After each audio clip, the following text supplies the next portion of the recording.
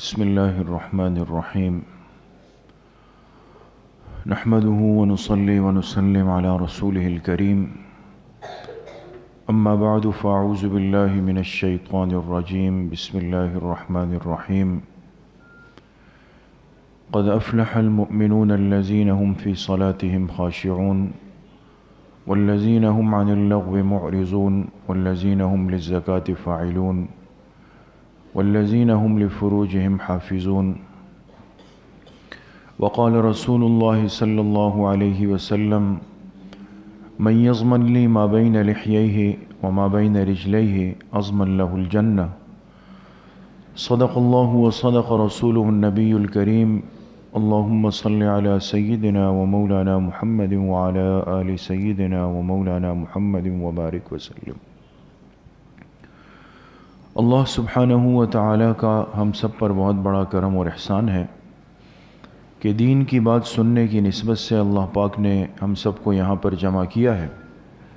اللہ تعالیٰ ہم سب کے اس آنے کو، اس بیٹھنے کو، سننے اور سنانے کو اپنی بارگاہ عالیہ میں قبول فرمائے اور ہم سب حاضرین کے ظاہر اور باطن کی اصلاح کا ذریعہ بنائیں۔ اللہ پاک کی بنائی ہوئی اس دنیا میں کتنی مخلوقات ایسی ہے کہ جو آج تک ہماری نگاہوں نے دیکھی بھی نہیں، اور کتنی مخلوقات ایسی ہوں گی جن کے بارے میں ہمارے دماغوں میں سوچ بھی نہیں آئی ہوگی کہ ایسی مخلوق بھی اللہ پاک نے بنائی ہے۔ اپنی مخلوقات کا صحیح تعداد کا علم صرف اللہ کی ذات کے پاس ہے۔ پھر ہر مخلوق کو بنانے کے بعد اللہ پاک نے ان کے مطابق ان کی صفات کو تقسیم فرمایا ہے۔ ہر مخلوق کی صفات، ان کی عادات، ان کی صلاحیتیں، ان کی عادتیں یہ الگ الگ ہے، لیکن چند مخلوقات ایسی ہے کہ جن کو اس کائنات کے نظام میں بنیادی حیثیت حاصل ہے، مرکزی حیثیت جس کو کہتے ہیں وہ حاصل ہے۔ ان میں ایک مخلوق تو میں اور آپ ہے، یعنی دائرہ انسانیت میں پیدا ہونے والے ہیں، اور یہ انسان اللہ کی بنائی ہوئی مخلوقات میں سب سے اشرف اور اعلیٰ ہے، سب سے قیمتی ہے، اور اتنا قیمتی ہے کہ اس کے قیمتی ہونے کو اللہ پاک نے خود بیان فرمایا۔ وَلَقَدْ كَرَّمْنَا بَنِي آدَمَ، فرمایا یقیناً ہم نے بنی آدم کو عزتوں سے نوازا۔ ایک مخلوق اس کائنات میں ایسی بھی ہے کہ جس کا بہت بڑا حصہ ہے اس کائنات کی تعمیر میں، اس کی تحسین میں، لیکن اس مخلوق کو اللہ پاک نے مکلف نہیں بنایا، وہ حیوانات ہیں۔ اور ایک مخلوق اللہ پاک نے اس کائنات میں ایسی بھی بنائی کہ جس کا کردار بہت بڑا تھا، اور جس مخلوق کی برکت سے اس انسان کو عزتیں ملی اور انسان تک اللہ پاک کے تجلیات سے بھرے ہوئے پیغامات ملے، اور زمین پر بیٹھا ہوا انسان عرش خداوندی سے رابطے میں جڑا، وہ مخلوق ملائکہ اور فرشتے ہیں۔ وہ اللہ کے حکم سے استعمال ہوئے، اللہ پاک کے حکم سے زمینوں پر آئے، پیغمبروں پر وحی لائے، جس کا نتیجہ یہ ہوا کہ کس انسان نے جنت جانا ہے، کس نے جہنم جانا ہے، اسی بنیاد پر فیصلے ہوئے۔ تو فرشتوں کا کام اور محنت اور خدمت کتنی بڑی، اس سے بھی انکار نہیں۔ اور ایک مخلوق اللہ پاک نے اور بھی بنائی، وہ بھی فرشتوں کی طرح مخفی مخلوق ہے، نظر نہیں آ سکتی، لیکن ان کو اللہ پاک نے مکلف بنایا، ان کے لیے بھی احکامات اترے، لیکن ان کا شر ان کے خیر پر غالب رہا، وہ جنات کی مخلوق ہے۔ یہ وہ بڑی مخلوقات ہے جو اس کائنات میں سب سے زیادہ انسان محسوس بھی کرتا ہے، اس کے فوائد یا اس کے نقصانات نظر بھی آتے ہیں، اور اس سے متعلق انسان کو شریعت کے احکامات بھی ملتے ہیں۔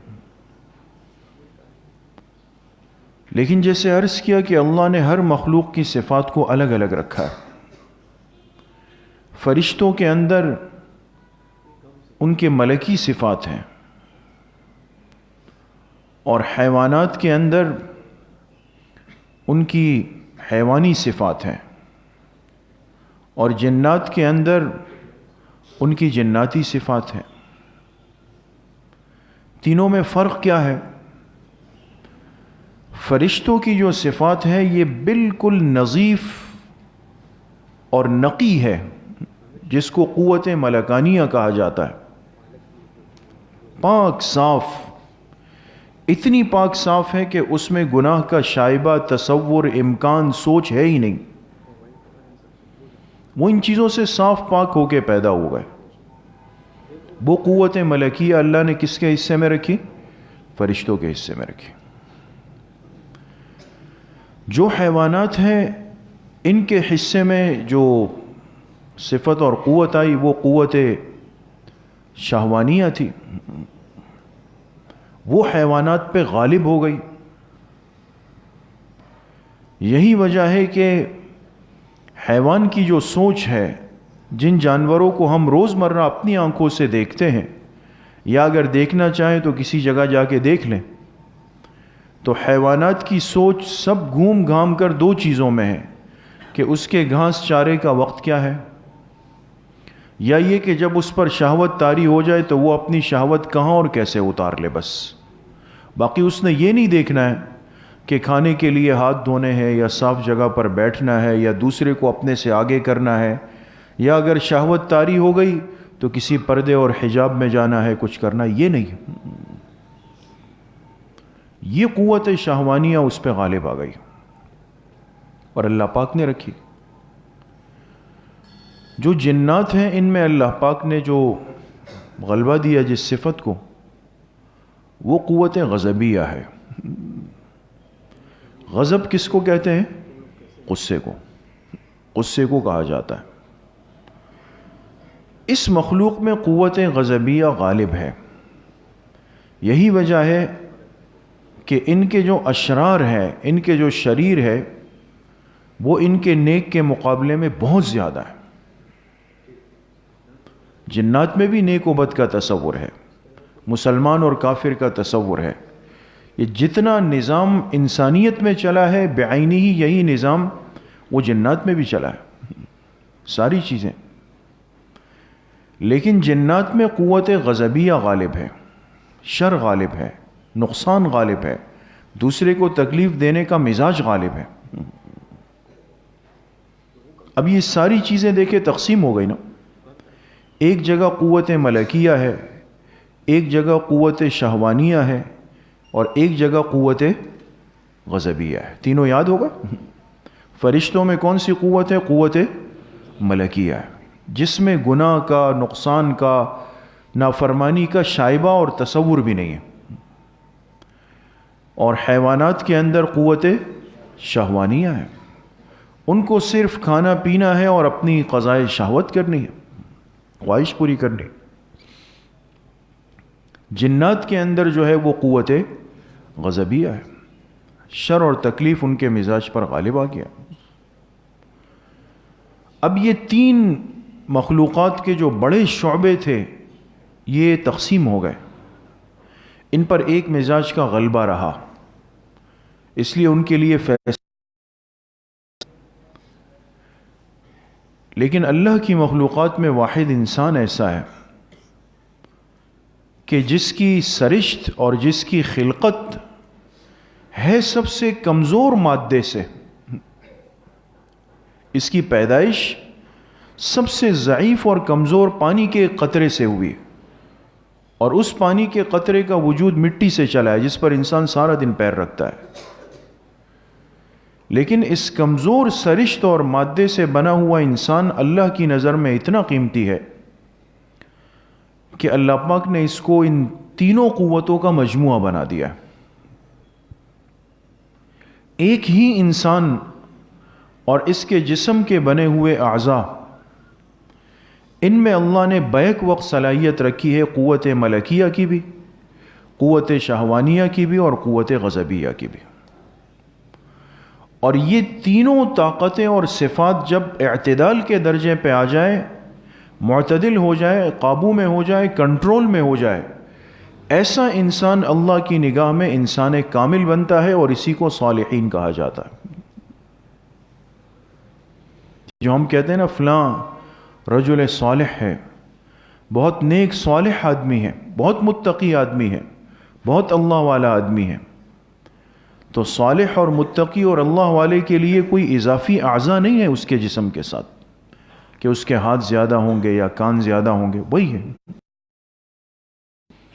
فرق یہ ہے کہ یہ رجل صالح اور نیک آدمی، متقی اور اللہ کا جو ولی ہے، یہ ان تینوں طاقتوں کو معتدل رکھ کر، کنٹرول میں رکھ کر اپنی زندگی کو گزار رہا ہوتا ہے.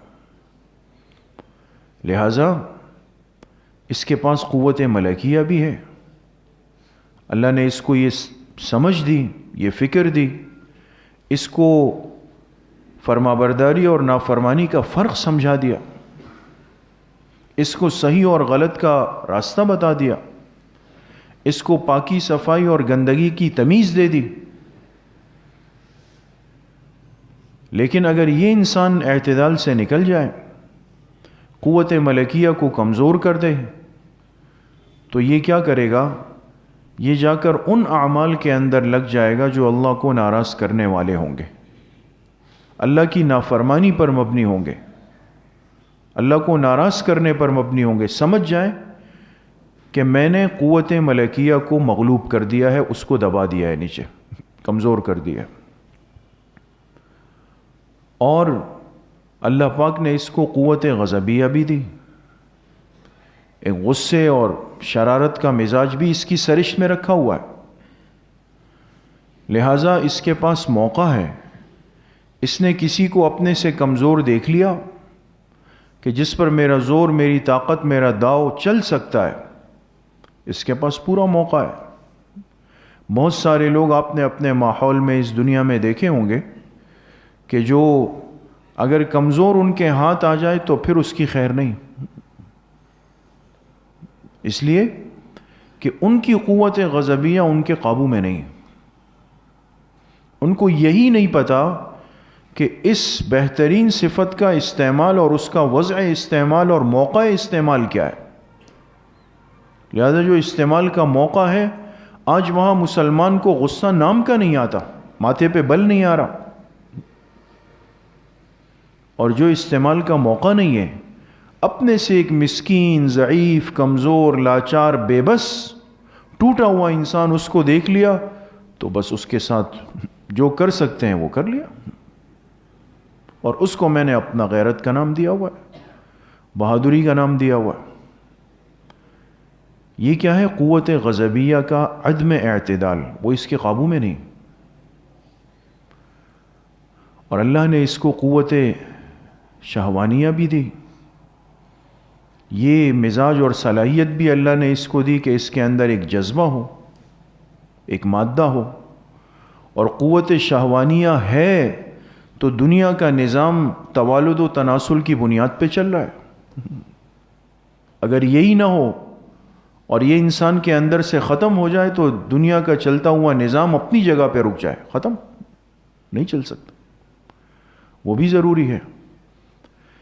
لیکن اس قوت شہوانیہ کا استعمال کیسے ہوگا، کہاں پر ہوگا اور کس نیت سے ہوگا، یہ ساری چیزیں اللہ پاک نے اس اشرف المخلوقات انسان کو وحی کے ذریعے سے سمجھا دی. لہذا اگر اس مزاج میں بے اعتدالی آ گئی اور انسان قضائے شہوت میں کل حیوان ہو گیا، جیسے حیوان کو پرواہ نہیں ہے، تو پھر اس انسان کے حیوان بننے میں دیر بھی نہیں لگتی. اور آج اس فتنوں کے دور میں سب سے زیادہ انسانی صفات میں جس صفت کا غلط استعمال کیا جا رہا ہے اور جو گناہ اور جو فتنہ عام و خاص کی طرف متوجہ ہو چکا ہے، یاد رکھیں، وہ قوت شہوانیہ کا فتنہ ہے۔ اس کی بے اعتدالی نے انسان کی بنیاد ہلا دی ہے، آج بنیاد ہلا دی۔ امت پر باقی دو صفات کے اعتبار سے بھی پورا زور لگا ہے۔ آپ اگر تھوڑا سا اپنے بڑوں کی زندگیوں کو صحابہ سے لے کر ان 1300 سال تک پڑھیں گے تو آپ کو اندازہ ہوگا کہ امت پر باقی دو صفات پر بھی پورا زور لگا ہے کہ ان کی قوت ملکیہ کو متاثر کر دیا جائے، ان کو عبادات کے راستے سے، اطاعت کے راستے سے، فرما برداری کے راستے سے، اتباع سنت کے راستے سے، توحید کے راستے سے ہٹا دیا جائے۔ لیکن اللہ کی شان دیکھیں، امت کا ایک طبقہ ہمیشہ ایسا رہا ہے کہ وہ چٹان بن کے کھڑا ہو جاتا، چاہے اس کو پھر پہاڑوں میں جانا پڑے، جنگلات میں جانا پڑے، در بدر ہونا پڑے، لیکن اس طبقے نے اس قوت ملکیہ کی بھرپور حفاظت کی۔ اور جو دوسری صفت ہے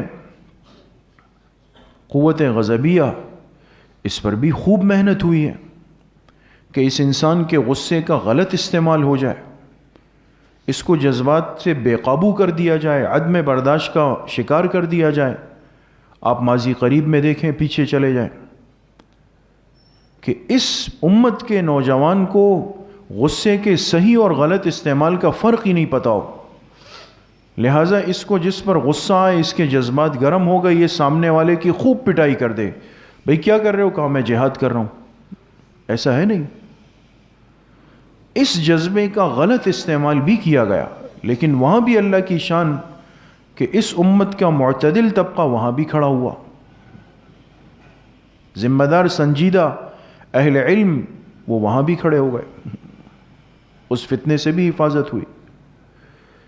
یہ تیسرا اور ابھی تک کا سب سے مؤثر اور کارگر جو محسوس ہوتا ہے، جو نظر آتا ہے، جس نے اس امت کی جڑوں کو ہلانا شروع کر دیا ہے، وہ قوت شہوانیہ کا غلط استعمال اس امت کے سپرد کیا جا رہا۔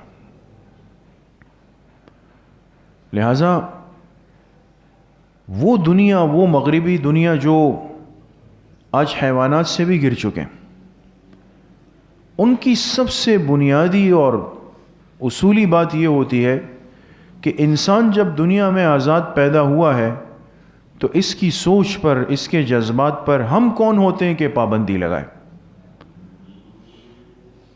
لہذا جب اس کا جسم ہے، اس کا وجود ہے، اس کی زندگی ہے، تو ہم اس کو کیوں یہ گائیڈ لائن دے کہ نہیں بھائی آپ نے اپنی خواہش کے لیے اتنا انتظار کرنا ہے، اس طریقے کا انتظار کرنا ہے، اور اس پردے کا اہتمام کرنا ہے، اس حجاب کا اہتمام؟ وہ کہتے ہیں یہ کچھ بھی نہیں ہے۔ لہذا اس پر شہوت غالب آ جائے تو یہ جانوروں کی طرح جہاں بھی چاہے قضائے شہوت کر لے، نعوذ باللہ من ذالکم، یہ محرم و غیر محرم کی تمیز ختم کر دے۔ تو وہ کہتے ہیں یہ اس کے جسم کا حصہ ہے، اس کی ضرورت کا حصہ ہے۔ آج یہ ہو رہا ہے، اور یہ وہ کاری وار ہے کہ جس نے نوجوان نسل کو بہت بری طرح متاثر کر دیا۔ اس لیے بہت ساری چیزیں وہ پابندیوں کی زد میں آتی ہے۔ آج کی اس تیز رفتار اور اپ گریڈ دنیا کے اندر آپ جانتے ہیں کیا کچھ ہوتا ہے، فلاں چیز پر ٹیکس ہے، فلاں چیز پر کسٹم ہے، فلاں چیز پر پابندی ہے، فلاں چیز کے لیے اصول و قانون ہے۔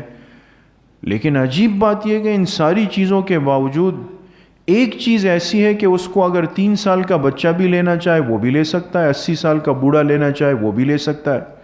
وہ بھی لے رہا ہے جو بیچارہ کہتا ہے کہ صبح میرے پاس چائے ناشتے کے اسباب نہیں ہیں، وہ بھی لے رہا ہے جو کہہ رہا ہے کہ کئی مہینوں سے مجھے تنخواہ نہیں ملی، وہ بھی لے رہا ہے جو کہتا ہے کہ میرے ذمہ اتنے بچیوں کے نکاح اور شادیاں باقی ہے۔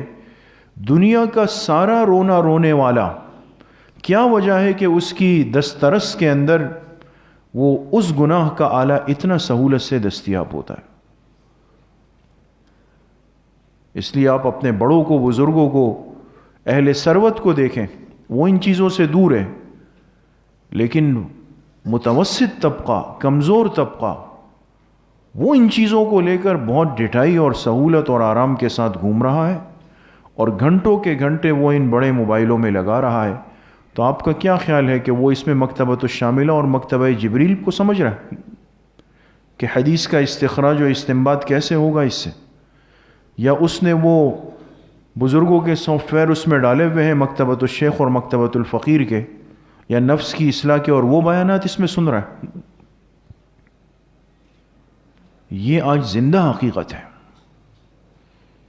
اور اس سے زیادہ خطرناک بات یہ ہے کہ اس فتنے نے رخ کر لیا ہے اہل علم کا، طلبہ علم کا، اہل ذکر کا، اہل دین کا، وہ طبقات جو مسجد سے، ماحول سے، اعمال سے، دین کے شعبوں سے جڑے ہوئے، ان کے ساتھ بھی یہ فتنے لگ گئے۔ لہٰذا ان کی علمی زندگی، طالب علمی کی زندگی، تقوی کی زندگی، طہارت کی زندگی، وہ بہت بری طرح متاثر ہوئی۔ اور اب وہ وقت ہے کہ ہمیں طلباء کو سمجھانا پڑ رہا ہے، بتانا پڑ رہا ہے کہ بھئی یہ فرض نماز جماعت سے پڑھنا آپ کے ذمہ بھی ضروری ہے۔ یعنی اگر یہ وقت آ جائے اور اہل علم کے حلقوں سے نماز کی اہمیت بیان کی جائے تو اس سے زیادہ اور اللہ کی پکڑ کیا ہوگی؟ جنہوں نے نماز کے اصول اور نماز کے دلائل سیکھ کر امت تک لے جانے، ان کو آج یہ سمجھانا پڑ رہا ہے کہ خدا کے لیے جماعت کی نماز نہیں چھوڑو۔ یہ کس چیز نے اندر سے اعمال کے، فرائض کے، واجبات کی اہمیت نکال دی، اور محرمات اور مکروہات اور ممنوعات، بہات اور محظورات، اس کی جو نفرت تھی وہ اندر سے نکال دی۔ اس لیے میرے عزیز طلبہ اور میرے ساتھیوں، اس فتنے سے اگر کسی نے اپنے آپ کو بچا لیا، وہ تو بنے گا، اس کی دنیا بھی بنے گی، اس کی آخرت بھی بنے گی، وہ اللہ کے دین کے لیے ضرور استعمال ہو جائے گا۔ اور جس نے اس سے اپنی حفاظت نہیں کی، چاہے ظاہر کا بہت کچھ سیکھ لے، کل کی بہت بڑی مصیبت ایک عفریت بن کر منہ کھول کے اس کے انتظار میں کھڑی، پھر سوائے پریشانی کے، ندامت کے، شرمندگی کے، رسوائی کے اور کچھ بھی ہمارے پاس نہیں۔ اس لیے شہوت پرستی کے اس فتنے سے آج اپنے آپ کو بچانا ہے۔ اور آپ جیسے لوگوں کے لیے، طلبہ عزیز کے لیے بچنا مشکل نہیں، آپ کے لیے تو اللہ نے اسباب بنائے۔ عام آدمی کو سبب اختیار کرنا پڑتا ہے، وہ بیچارہ ماحول ڈھونڈتا ہے کہ مجھے کوئی ایسا ماحول مل جائے کہ جہاں گناہ کی باتیں نہ ہو، گناہ کی تصویریں نہ ہو، کوئی اچھا ماحول مل جائے۔ آپ کو اللہ نے موقع دیا ہے، آپ کو صبح آپ کے ماں باپ اٹھاتے ہیں کہ چلے بھائی اس ماحول میں جائیں، آپ کو بار بار آپ کے اساتذہ کہتے ہیں بھائی دوبارہ اس ماحول میں آ جائیں، آپ یہاں بیٹھ جائیں، تو 24 گھنٹوں میں سے جس کے 15-16 گھنٹے اس مسجد کے، مدرسے کے، دینی کتابوں کے، اصلاح کی باتوں کے ماحول میں گزرتے ہوں، اس کو اللہ کا شکر نہیں ادا کرنا چاہیے؟ مصیبت یہ ہے کہ ہم اس چیز کو آج بوجھ سمجھتے ہیں اور موقع ڈھونڈتے ہیں کہ بس گھر جائیں اور ان چیزوں میں مبتلا ہو جائیں۔ پھر کوئی 1 بجے تک کسی کی شکایت ہے کہ ساری رات یہ اس میں لگا ہوا ہے، فجر چلی گئی، اگلے دن مدرسے وقت پہ آنا فوت ہو گیا، یہ سارے نقصانات کا سلسلہ یہیں سے چلا ہے۔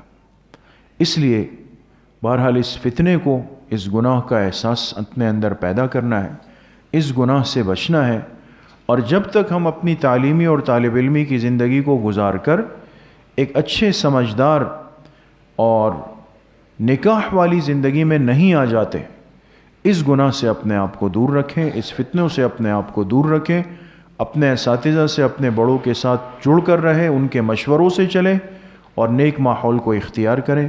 اللہ پاک مجھے بھی آپ سب کو صحیح عمل کی توفیق نصیب فرمائے۔ وآخر دعوانا ان الحمد للہ رب العالمین۔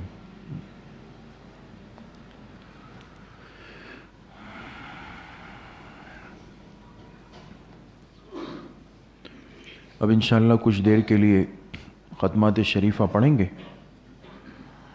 بسم اللہ الرحمن الرحیم. الحمد للہ الذی لم یتخذ ولدا ولم یکن له شریک فی الملک ولم یکن له ولی من الذل وکبرہ تکبیرا.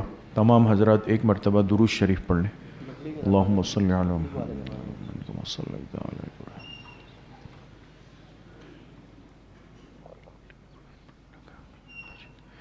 ایک مرتبہ سورہ فاتحہ پڑھ لیں. بسم اللہ الرحمن الرحیم. الحمد للہ رب العالمین الرحمن الرحیم.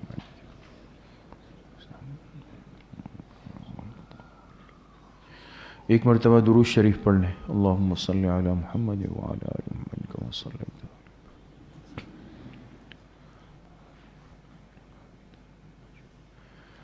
ایک مرتبہ سورہ الم نشرح پڑھ لیں. بسم اللہ الرحمن الرحیم. الم نشرح لک صدرک ووضعنا عنک وزرک الذی انقض.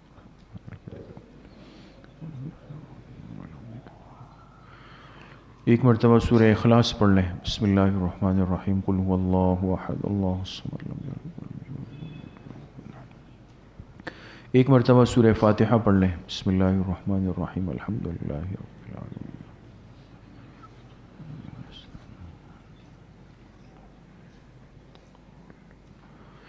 ایک مرتبہ درود شریف پڑھ لیں. اللہم صلی علی محمد وعلی آل محمد.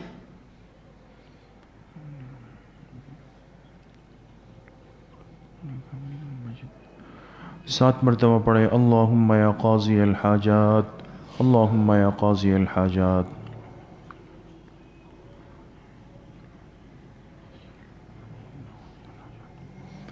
سات مرتبہ پڑھیں. اللہم یا کافی المہمات. اللہم یا کافی المہمات.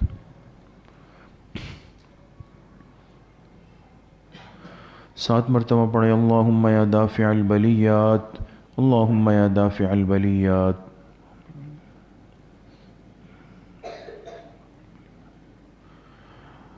سات مرتبہ پڑھیں. اللہم یا شافی الامراض. اللہم یا شافی الامراض.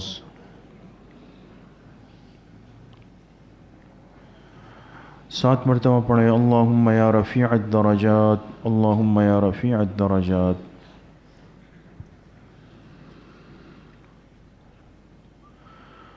سات مرتبہ پڑھیں. اللہم یا مجیب الدعوات. اللہم یا مجیب الدعوات.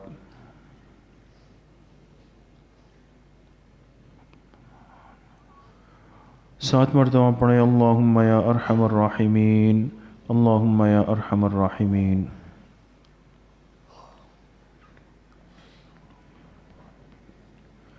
ایک مرتبہ درود شریف پڑھ لیں. اللہم صلی علی محمد.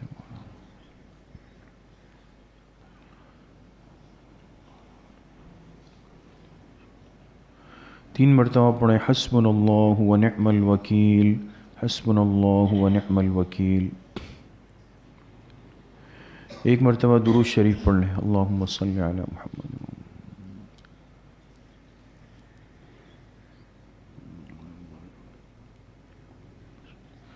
3 مرتبہ پڑھیں. لا حول ولا قوة الا باللہ.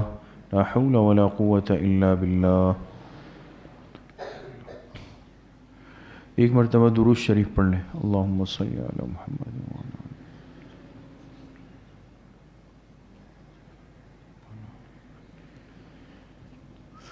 3 مرتبہ پڑھیں. واللہ ذو فضل علی المؤمنین.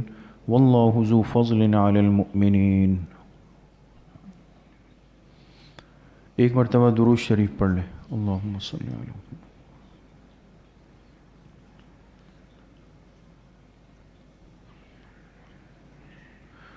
3 مرتبہ پڑھیں. یا علیما یا لطیفا بخلقہ. یا علیما بخلقہ. یا خبیرا بخلقہ.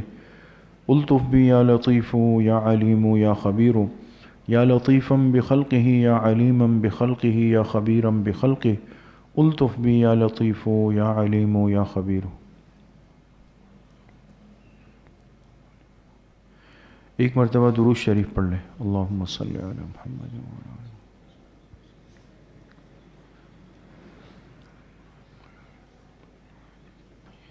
3 مرتبہ پڑھیں. انا للہ و انا الیہ راجعون. انا للہ و انا الیہ راجعون. ایک مرتبہ درود شریف پڑھ لیں، اللہم صلی علی۔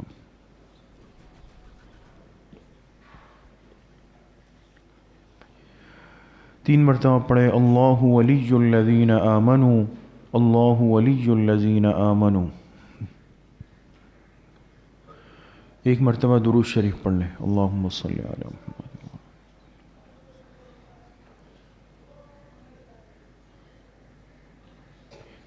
3 مرتبہ پڑھے واللہ ولی المؤمنین، واللہ ولی المؤمنین۔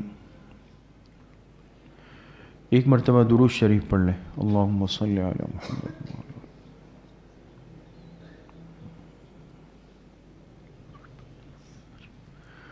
3 مرتبہ پڑھے رب اغفر وارحم وانت خیر الراحمین، رب اغفر وارحم وانت خیر الراحمین۔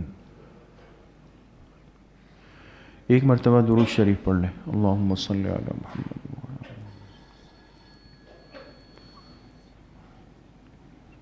3 مرتبہ پڑھیں یا لطیف یا خبیر یا ودود یا شکور، یا لطیف یا خبیر یا ودود یا شکور۔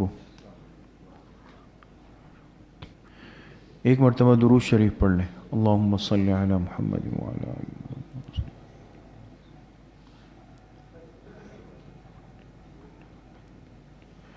3 مرتبہ پڑھیں واعف عنا واغفر لنا وارحمنا انت مولانا فانصرنا علی القوم الکافرین، واعف عنا واغفر لنا وارحمنا انت مولانا فانصرنا علی القوم الکافرین۔ ایک مرتبہ درود شریف پڑھ لیں، اللہم صلی علی محمد وعلی آل محمد کما صلیت علی ابراہیم وعلی آل ابراہیم انک حمید مجید، اللہم بارک علی محمد وعلی آل محمد کما بارکت علی ابراہیم وعلی آل ابراہیم انک حمید مجید۔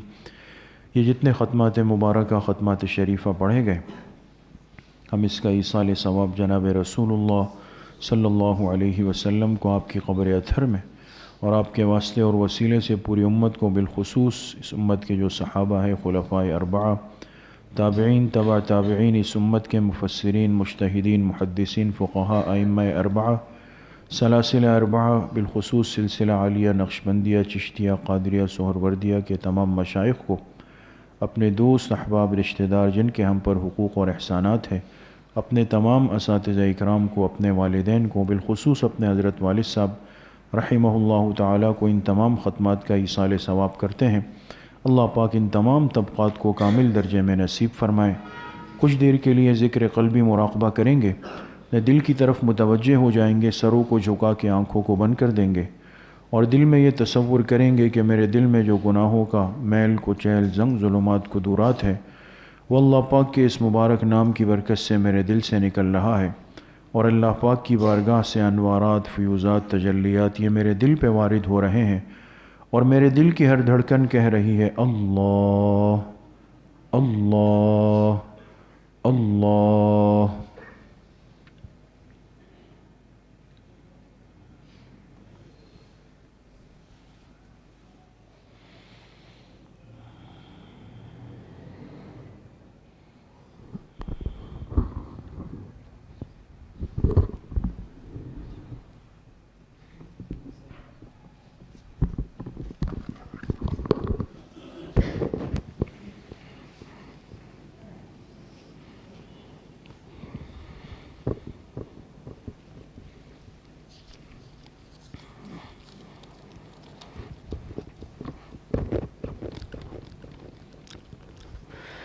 رہوں میں غفلت سے دور مولا، اتار دل میں وہ نور مولا۔ رہوں میں غفلت سے دور مولا، اتار دل میں وہ نور مولا۔ میں بد نگاہی سے باز آؤں، میں بد نگاہی سے باز آؤں، عطا ہو ایسا شعور مولا، عطا ہو ایسا شعور مولا۔ رہوں میں میں غفلت سے دور مولا، اتار دل میں وہ نور مولا، رہوں میں غفلت سے دور مولا، اتار دل میں وہ نور مولا۔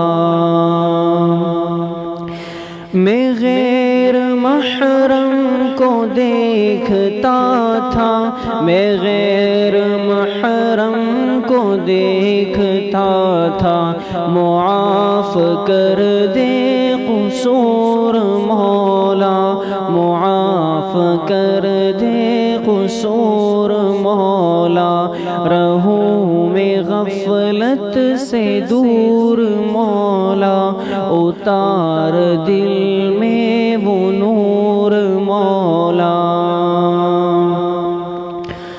میں تیری عظمت کے گیت گاؤں، میں تیری عظمت کے گیت گاؤں، عطا ہو ایسا سرور مولا، عطا ہو ایسا سرور مولا، رہوں میں غفلت سے دور مولا، اتار دل میں وہ نور مولا، رہوں میں غفلت سے دور مولا، اتار دل میں وہ نور مولا۔ زباں پہ جاری ہو ذکر تیرا، زباں پہ جاری ہو ذکر تیرا، ہو دل پہ اس کا ظہور مولا، ہو دل پہ اس کا ظہور مولا، رہوں میں غفلت سے دور مولا، اتار دل میں وہ نور مولا، رہوں میں غفلت سے دور مولا، اتار دل میں وہ نور مولا۔ توفیق ہر ایک امتی کو، توفیق ہر ایک امتی کو، دے پیروی حضور مولا، دے پیروی حضور مولا، رہوں میں غفلت سے دور مولا، اتار دل میں وہ نور مولا۔ اخلاص و تقوی عافیت سے، اخلاص و تقوی عافیت سے، نبھاؤں دینی امور مولا، نبھاؤں دینی امور مولا، رہوں میں غفلت سے دور مولا، اتار دل میں وہ نور مولا، رہوں میں غفلت سے دور مولا، اتار دل میں وہ نور مولا، رہوں میں غفلت سے دور مولا، اتار دل میں وہ نور مولا۔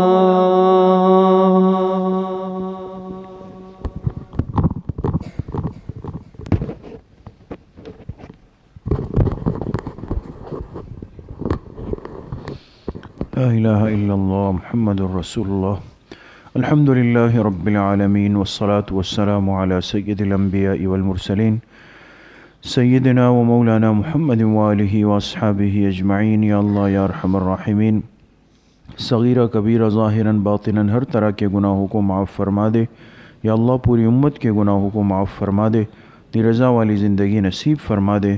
جناب نبی کریم صلی اللہ علیہ وسلم کی کامل اتباع و اطاعت نصیب فرما دے۔ یا اللہ ہماری اس مختصر سی مجلس اور بیٹھک کو اپنی بارگاہ میں قبول فرما لے۔ ہمارے اس مجلس ذکر کو ہماری تبدیلی کا، ہمارے سنورنے کا ذریعہ بنا دے۔ یا اللہ موت تک ساری زندگی اس مبارک ماحول سے، ذکر کے ماحول سے دعوت کے ماحول سے، علم کے ماحول سے یا اللہ جڑ کر رہنے کی توفیق نصیب فرما دے۔ یا اللہ جتنے ساتھی طلب کے ساتھ آتے ہیں، بیٹھتے ہیں، شرکت کرتے ہیں، یا اللہ اپنی شان کے مطابق سب کو مالا مال فرما دے۔